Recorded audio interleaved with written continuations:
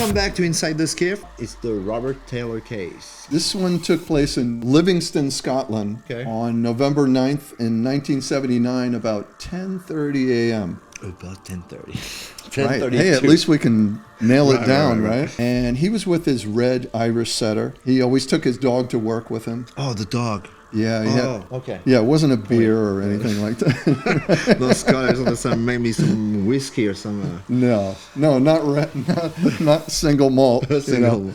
So they were walking down a hill known as Dechmont Law.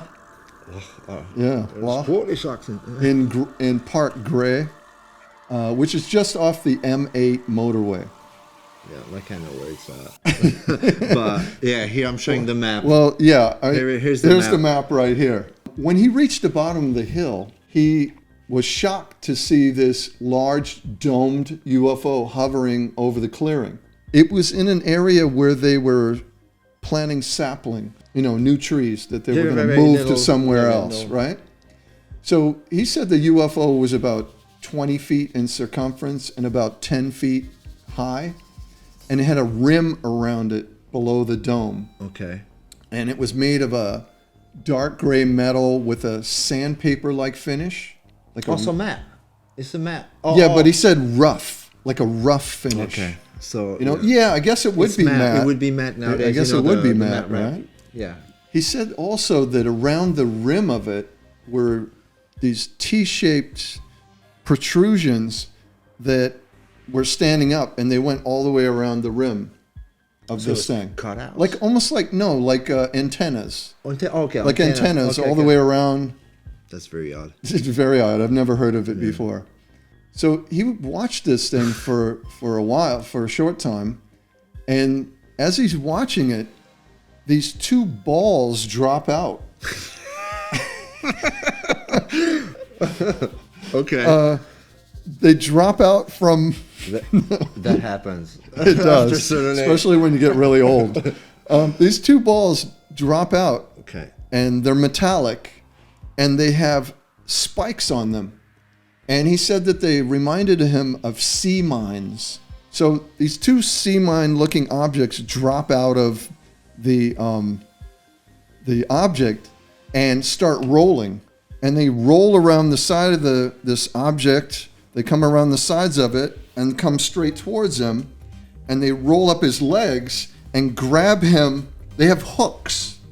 And on the extensions of these things, they have, it looks like hooves, like a horse, but they have hooks as well. And as these things rolled, they grabbed onto his pants and caught him just below the pockets. And they pulled him down to the ground. And he's trying to get away. And he said these things were about 3 feet in diameter, and they had at least 6 of these spikes. Spikes, yeah. There was some type of smoke or an intense smell that reminded him of burning brakes. And it was so intense that it was causing him to choke. Oh, wow. Like he couldn't hardly breathe. And he was fighting to get away, and he just couldn't. And it just kept dragging him towards the UFO. At one point, he just blacked out. Before he even got to the UFO, he blacked out. Because of the smell? Because of or just the... Who knows? Shock or he just gave up. Fear or maybe this was a gas to knock him out. Yeah, Who knows? maybe. Yeah. But when he woke up, he was face down in the grass, and this was several minutes later. He was still outside. He's still there. He's in the same area. Same area, okay. Same area. Yeah. He wakes up face down in the grass.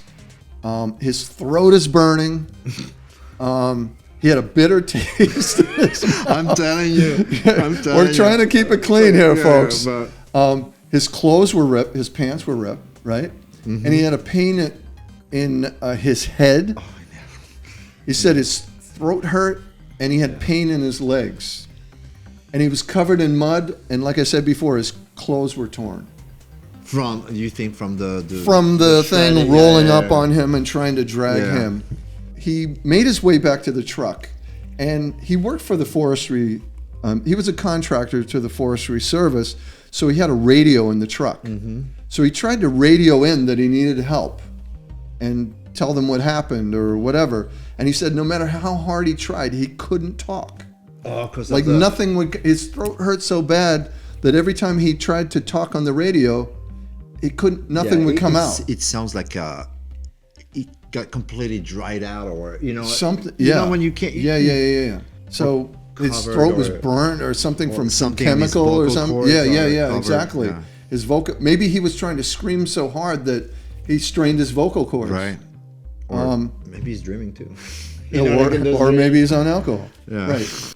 He said the truck wouldn't start. He tried to get it started so he could get home, and it wouldn't start. So he and his dog, and I'm curious. I never heard in an interview that he gave, or any other reports, what happened to the dog during this whole time. Right. Like, did the dog bark? Did the dog run away? There's no. Was the dog crying? Well, he was passed out. He was knocked out, but the dog was still there when he woke up. Yeah, before and after. Yeah. Did the dog die like short after? We don't know. Yeah. Did the dog?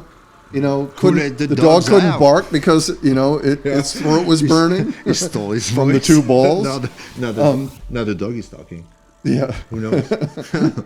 So when he got home, his wife said he was in a state of shock, and that he was bleeding, and that his face was dirty. Bleeding where? On his face. Oh, on his face. Okay. On his face.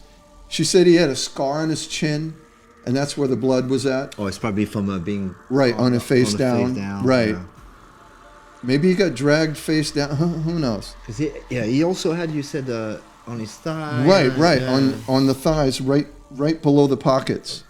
Yeah. So she called the doctor, and he was treated for minor wounds and on his chin and his thighs. Just a scratch.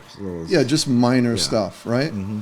So he reported the incident to the police, who, they thought of several things. They thought, number one, maybe he was drunk and he made this story up, but he's not the type of person. He's known in the community, and he's not the type of person to get really drunk. Well, hold on. You're in Scotland.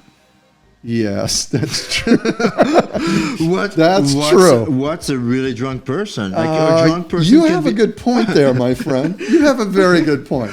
According to the community, he's not the type of person to have flights of fancy. Right. Okay, he's not the type of person to make up stories. He's well respected in the community. The police eventually thought that he was a victim of an assault. Oh, that's possible. Yeah. And that he hit his head, and the rest, his mind made it up or whatever. He blocked it out of his convinced himself to something else. Right, exactly. One of the people who investigated this case was Detective Sergeant Ian Wark. So he investigated at the site, and he found 2 track marks that were similar to bulldozer tracks. Oh. What makes me think otherwise is a fact I'm going to get to later on in a few seconds here.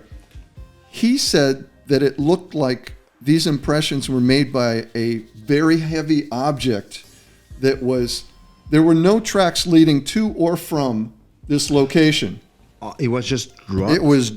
He said like a helicopter had dropped something, laid something there, and then picked it back up, because there were no tracks leading to or from. So he said at this location, there were the 2 tracks, and there were about 40 circular holes in the ground.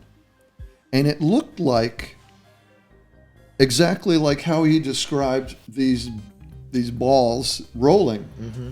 He said that these tracks are where he assumes, I'm talking about the detective sergeant assumes these tracks were from the object, and that you can see where they start. They start at the back, they roll around the side, they come to the front, and then they go straight. And I have an illustration, a police illustration of what they found at this site. So they also found the 2 tracks and 40 circular holes, about 3.5 inch deep, that he assumes was made from these spikes. That's pretty deep for, Right, so it must have had some kind of weight to it. A lot of weight. Yeah. To push that much deep in the soil, and especially that Well, I've seen a lot of photos of the area, and it looks very wet. But still, to make 3.5 inch deep holes in the grass, It's got to be And something. to stay, because, the grass is pretty thick up there, too. It's Right, very... right.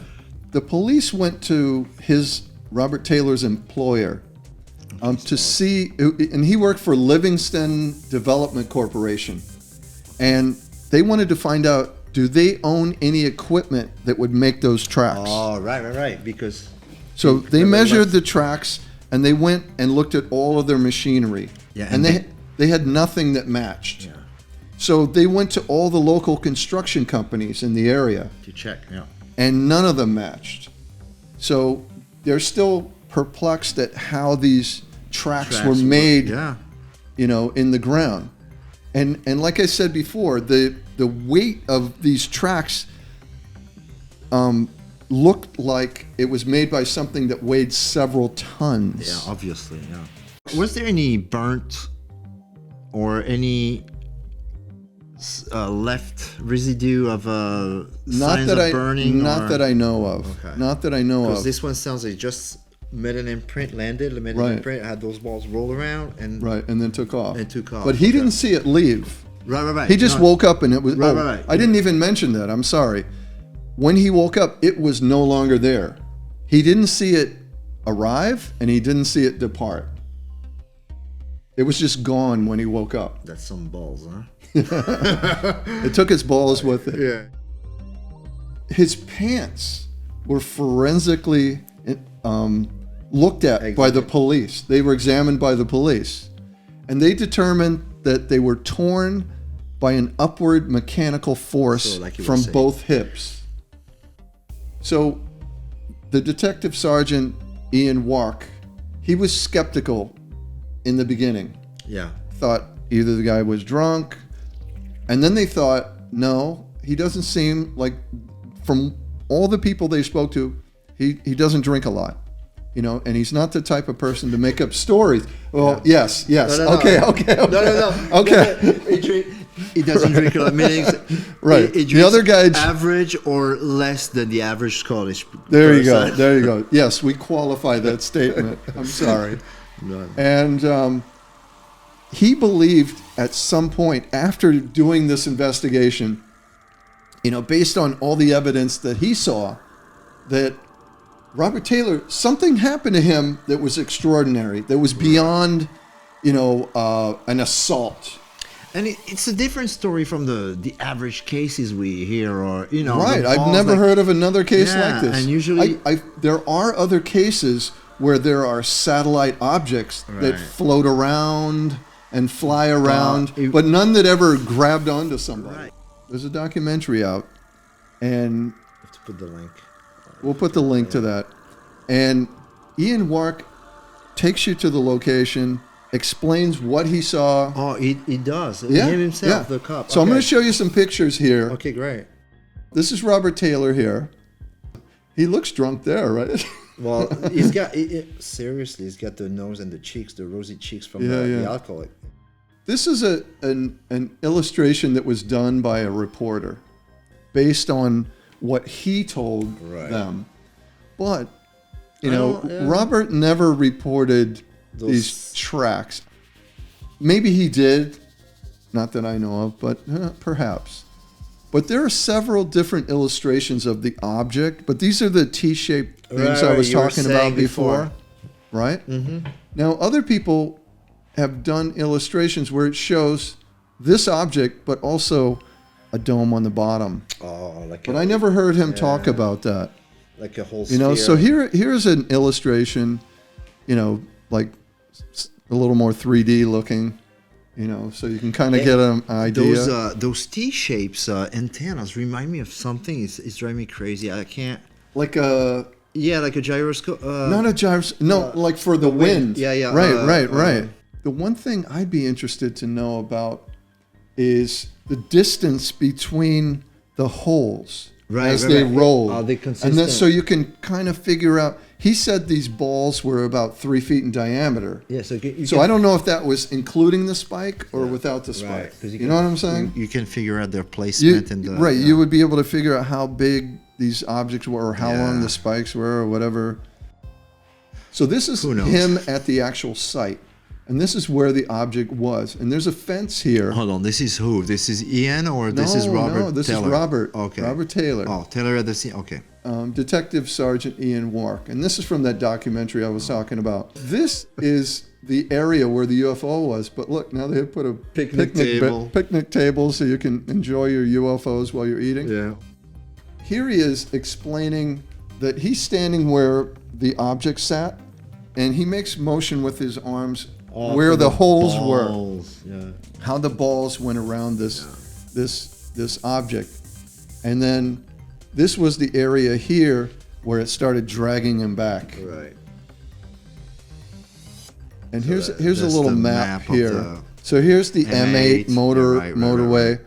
And his truck was parked over here. And he walked down this hill, down this trail. Oh, gotcha. And when he got to here, this is where he saw the UFO. Gotcha. So more articles, Woodland Horror, yeah. Right. This is from the Daily Star in 1994. And here are the track marks. And then here's a picture of the holes in the grass. So here's a picture of his pants that were ripped. You see they're ripped right here? Wow, and it looks like denim or something really thick too. Right. He calls them. They call them jeans, but they don't look like jeans. This is the trail leading to this spot, and then this is the memorial they set up.